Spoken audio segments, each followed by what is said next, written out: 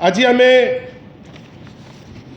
देखिलु जे 30 वर्ष पर 3 दशंधि पर विजय बाबू भेटरान नेता 30 वर्ष पर तांकर आज मने पड़ा जानकी बाबू को विषय गोटे तथ्य दवापाई। एटा सत जे विजय बाबू तांकर निजर राजनैतिक महत्वाकांक्षा को पूरण करिबा पाई से जानकी बाबूंकर शरण रे थिले। जानकी बाबू तो विराट एक व्यक्तित्व, पूर्वतन मुख्यमंत्री, जड़े ज्ञानी गुणी, जे गुणी से गुण चिन्हे।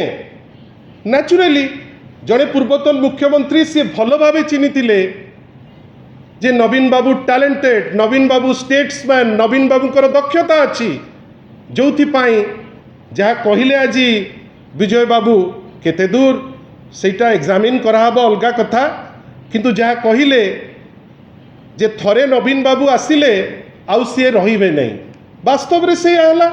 थरे नवीन बाबू आसिले जानकी बाबू ता परे आउ रहिले नहीं, किंबा विजय बाबू भी आउ रहिले नहीं। विजय बाबू को एबे टिके बाधुथिबो कहीं बहुत अक्लांत परिश्रम करथिले 95 मसीह पूरा लगी पड़ते जे केमिति बिजू बाबू को विभिन्न जगार पैरेलल सीट रे कैंडिडेट ठिया करैकिरी जनता दलर प्रार्थी जो माने थिले तांकु हरैबे से उद्देश्य रे थिले।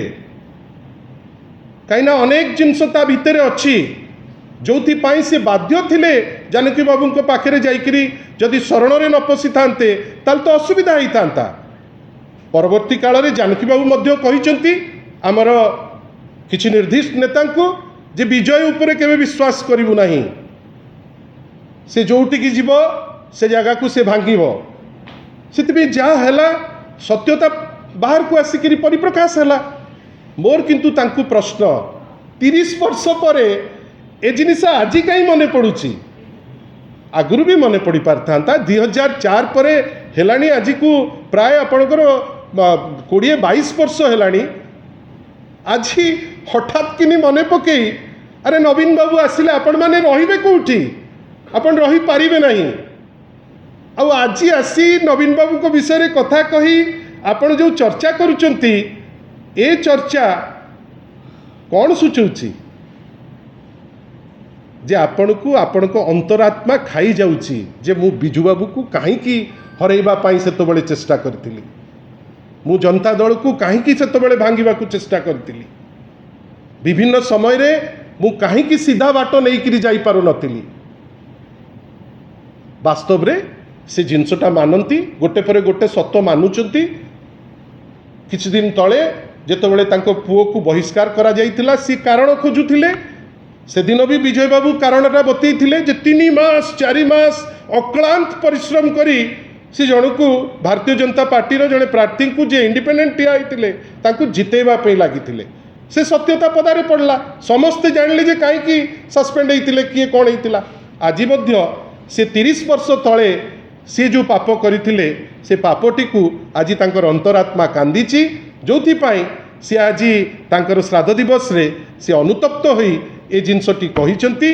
किंतु एथिरे मन दुख करिवार नाही, जार गुण थिबो से निश्चित भावे आगु को जीवो।